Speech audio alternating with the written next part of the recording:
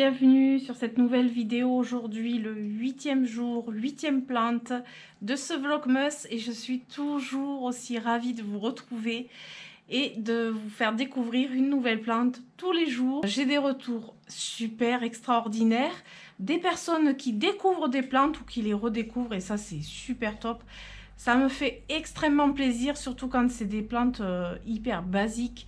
Donc voilà, ça me fait plaisir. Vous êtes vraiment des personnes adorables, vous êtes vraiment des amours quand je vois tous ces retours que j'ai. Ça me touche tellement que ça me motive pour continuer ce Vlogmas. Et je trouve ça top parce que en fait, au début, je me suis dit, bon, c'est des plantes courantes, quoi. Enfin, voilà. Et finalement, non, ça plaît, donc je suis contente. Voilà.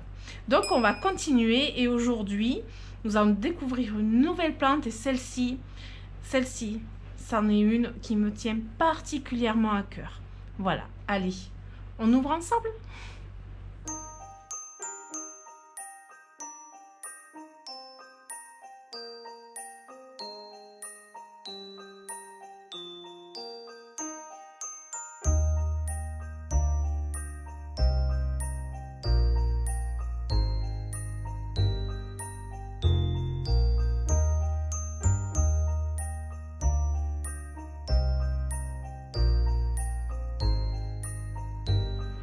Et oui, comme vous aurez pu voir, c'est le Monstera Deliciosa, mon gros bébé Monstera Deliciosa, que j'adore tellement et je pense que je vous en parle quand même assez régulièrement ou que je vous montre assez régulièrement. Mais comment dire que c'était juste inévitable que cette plante n'apparaisse pas dans mon Vlogmas quand même. C'était obligé que je vous parle du Monstera Deliciosa.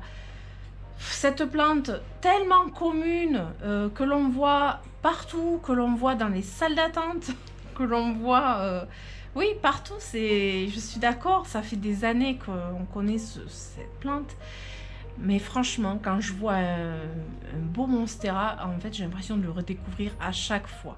Dans la véranda, c'est la reine mère de toutes mes plantes. C'est voilà, le gros bébé, la pièce principale, c'est la mascotte de ma véranda, puisqu'elle trône, enfin il trône, parce que c'est un Monstera, il trône au fond. Je vais d'ailleurs vous faire une petite vidéo de ce côté-ci.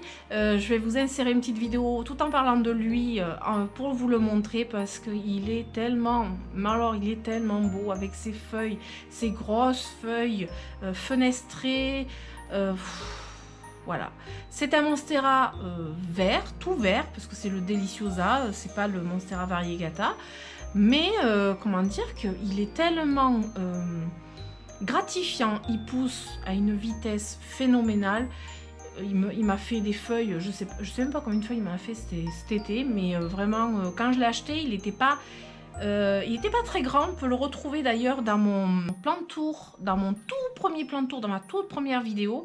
On le voit et il est déjà pas à cette taille. Quand je l'ai acheté, il était plus petit que ça encore. Je l'ai acheté dans ma petite jardinerie du coin. Je crois qu'il m'a coûté 20 € le Monstera. Ben, il se plaît tellement bien qu'il pousse, quoi. Il pousse vite et bien. Il est toujours en forme. Alors, il m'a pas chopé un seul nuisible. Je touche du bois, même quand j'ai eu des trips juste en dessous. Donc, au niveau des nuisibles, à ce qui paraît, il est sujet aux trips. À la cochenille, je pense qu'il peut attraper un peu tous les nuisibles, même les acariens. Je pense qu'il peut tout attraper.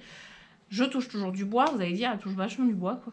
Mais le mien, voilà, il a rien eu. Alors je pense qu'une plante bien costaud est quand même déjà un peu protégée de tout ça. Par contre, je l'examine assez souvent. Voilà, je l'observe très très souvent. Alors pour revenir au début quand même, donc le Monstera Deliciosa, c'est une plante qui fait partie de la famille des Aracées et son autre nom, je dirais, mais c'est pas son nom, son vrai nom, c'est un faux philodendron. Parce que c'est pas un philodendron de toute façon. Donc voilà, on l'appelle aussi faux philodendron, mais c'est le Monstera Deliciosa. C'est une plante d'intérieur chez nous, mais dans son milieu naturel, ça peut être une plante qui fait des mètres et des mètres de haut. C'est une plante qui est rampante et qui s'agrippe au tronc d'arbre grâce aux racines aériennes. D'ailleurs, je vous montrerai les racines aériennes du Monstera, elles sont phénoménales. J'en ai un paquet. Alors, ces racines aériennes, elles servent à plusieurs choses.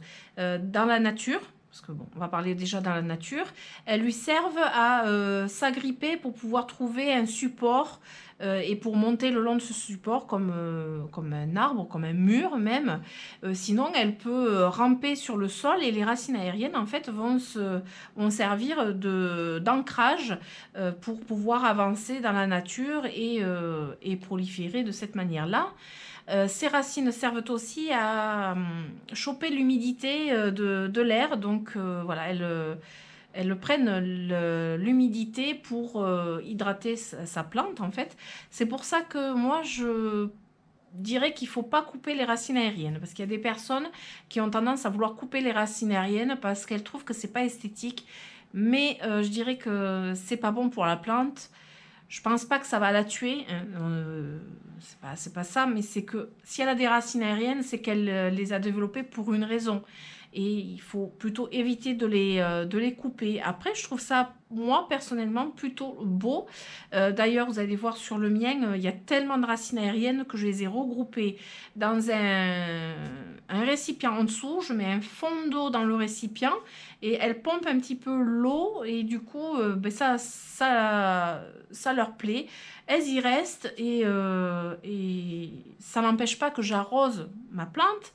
Mais ça apporte l'humidité que cette plante a besoin et du coup, elle s'en porte très très bien là. Alors, au niveau du feuillage, les feuilles, quand vous avez un monstera qui est juvénile, les feuilles sont pleines.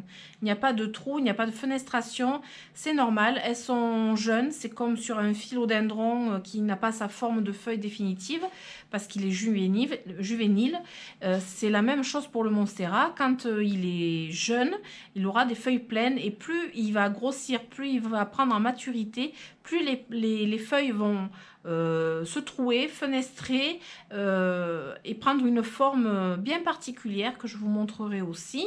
Ça, c'est avec le temps que ça viendra, sauf si vous achetez une plante déjà mature, mais sinon c'est avec le temps, il faut être patient et il faut beaucoup de lumière pour que ça vienne le plus rapidement possible, on va dire. C'est une plante qui a besoin d'une exposition assez lumineuse, pas non plus, alors pas soleil, sinon vous allez avoir des brûlures sur le feuillage, mais une exposition assez lumineuse, même si elle va supporter d'être un petit peu reculée, puisqu'elle a un feuillage vert foncé, elle va supporter d'être un petit peu reculée de la lumière, mais elle poussera beaucoup moins vite.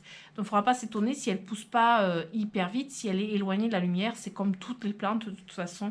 Plus elles sont proches de la lumière, plus elles poussent vite. Et ça, c'est valable pour la plupart des plantes. Alors, pour le pot. Alors moi, c'est un pot terre cuite. Vous n'allez pas être étonné, c'est un pot terre cuite. Je gère mieux les arrosages parce que c'est une plante qui aime un bon arrosage. Elle boit bien, je dirais qu'elle boit quand même beaucoup. J'humidifie tout le pot. Alors, je ne m'amuse pas à l'amener à tremper ou à doucher parce que c'est juste impossible de transporter cette potée. Je la bouge plus du tout de son emplacement. S'il fallait le porter, il faudrait être 3. Un pour le pot et 2 pour la plante, vu qu'elle part dans 3 sens différents. Donc on va vous dire que c'est juste pas possible. Et du coup, j'arrose bien jusqu'à qu'il y ait de l'eau qui s'écoule dans la soucoupe en dessous. Et après, elle pompe son eau. Et ça y est, je sais qu'elle est bien arrosée. J'attends que la motte soit sèche sur au moins ça de profondeur. C'est-à-dire que vraiment, je tâte. Et en plus, j'utilise mon testeur d'humidité pour aller plus au fond. Mais je vois quand même quand est-ce que c'est bien sec. J'attends pas qu'elle me le montre au niveau des feuillages. Surtout pas. Parce que ça, je pense que ça lui plairait pas trop. Même si elle est costaud. Et après, le rythme de l'arrosage, ça, je ne pourrais pas vous le dire parce que en été, je vais l'arroser assez souvent et en hiver, pas très souvent. Mais je peux pas vous dire, voilà, je peux pas vous donner un rythme fixe, ça c'est juste impossible. Ça va dépendre comment elle boit, si elle est en train de pousser ou pas en train de pousser. Là, elle vient juste de me sortir une feuille, je vais vous la montrer, elle est toute dépliée. Alors, il faut savoir que quand ça sort une feuille, quand elle s'ouvre, elle n'a pas la taille définitive. Elle continue à grandir une fois qu'elle est sortie. Il ne faut pas s'inquiéter qu'elle soit petite au déroulage, Mais après, elle prend sa taille. Quand elle sort, elle a le vert qui est très clair. Et une fois que le vert est sombre, ça veut dire qu'elle a pris sa taille définitive. Voilà, en fait, c'est tout simple. Mais c'est vrai que quand elle sort, des fois, il y a des personnes qui sont déçues parce qu'ils disent « Oh, mais elle est petite ta feuille ». Non, non, c'est qu'elle n'a pas fini de grandir par contre. Donc, des fois, on a des belles surprises. Alors, au niveau de l'engrais, j'apporte de l'engrais régulièrement, alors de l'engrais liquide. Là, alors comme je vous ai dit, je ne peux pas rempoter cette plante, je ne peux pas la rempoter, c'est fini. Le dernier rempotage, c'était pas cet été, mais l'été d'avant, donc ça date d'il y a 1 an et demi. Alors ce que je fais, c'est un surfaçage, c'est-à-dire que j'enlève une bonne couche de terreau le plus possible jusqu'aux racines. J'enlève ce terreau, je mets de l'osmocote tout autour et je recouvre avec du terreau neuf, ça s'appelle du surfaçage. Ça permet à la plante d'avoir à nouveau de la nourriture dans son substrat et d'avoir en plus du terreau neuf, voilà, qui soit complet, voilà, qui apporte tout ce qu'elle a besoin. Mais sinon, je ne peux plus la rempoter. Le jour où il faudra la rempoter, je ne sais pas comment on fera. Mais ce jour-là n'est pas encore là. Alors, qui dit plante grimpante ou plante à liane, parce que c'est une plante à liane, avec des racines aériennes donc, dit aussi tuteurage. Alors, la mienne n'a pas de tuteur, proprement dit, n'a pas de tuteur. Je n'ai pas voulu tutorer parce que d'une part, il y avait 3 lianes et je voulais plutôt un port plus buissonnant, je ne sais pas si on peut dire ça, mais plus évasé. Voilà, je voulais pas avoir un monstera qui monte direct au plafond parce qu'il faut dire que j'en ai déjà eu un qui a atteint le plafond et j'ai pas pu garder. C'était avant d'avoir la véranda, donc là celui-ci je voudrais le garder. Mais voilà, il a un port un petit peu différent. C'est pour ça que je l'ai mis sur une table. Parce qu'on me demande aussi souvent pourquoi je l'ai mis sur une table. Je l'ai mis sur une table parce que tout simplement au sol, il prendrait 2 mètres d'envergure, qui me prendrait toute la place. Et là, sur une table, on peut passer en dessous. Donc ça, c'est bien. Et là, il touche le plafond, mais après, il s'évase. Donc voilà, il a trouvé son petit équilibre. Normalement, je le tourne régulièrement pour que le feuillage soit plus uniforme. Mais là, je dois dire que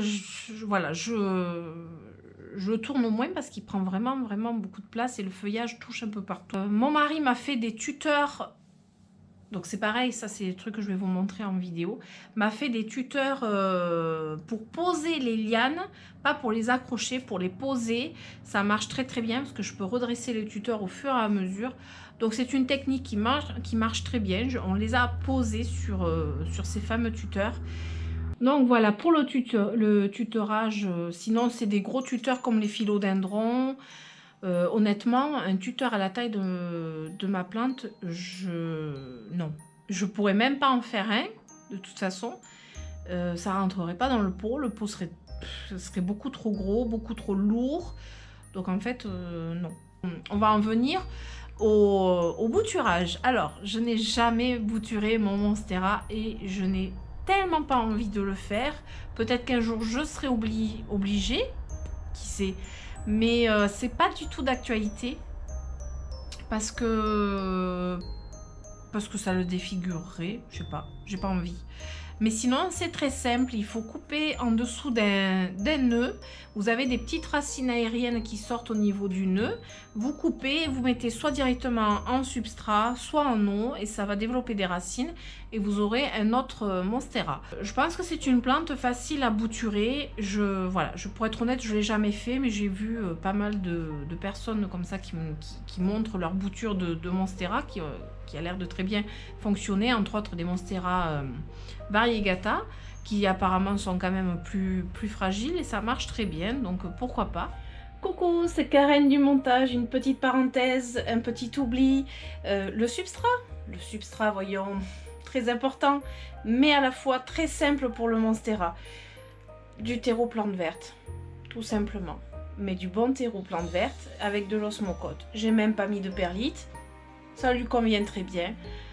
J'ai eu un monstera il y a longtemps, très gros aussi, je dirais même plus gros que celui-ci. Il avait un mélange terre du jardin avec du terreau. Donc vous imaginez bien que le monstera se plaît dans un substrat assez simple. Parfois, il n'y a pas besoin de faire trop de chichi pour certaines plantes, moi je vous le dis, en connaissance de cause bien évidemment. Voilà. Allez, on reprend la vidéo. Voilà, je crois que j'ai fait le tour de cette plante. J'espère que j'ai tout dit. Si vous avez des petites questions, vous pouvez m'en poser. Toujours pareil, sur Instagram, c'est mieux. En MP, c'est quand même plus pratique. Mais sinon, je pense que j'ai fait le tour du Monstera. Et voilà, j'espère que cette vidéo vous aura plu une fois de plus. Si c'est le cas, je vous invite à vous abonner, à mettre des pouces et à activer la petite cloche pour avoir les notifications des prochaines vidéos et surtout de la suite du Vlogmas. Je vous fais d'énormes bisous et je vous dis à demain. Ciao, ciao!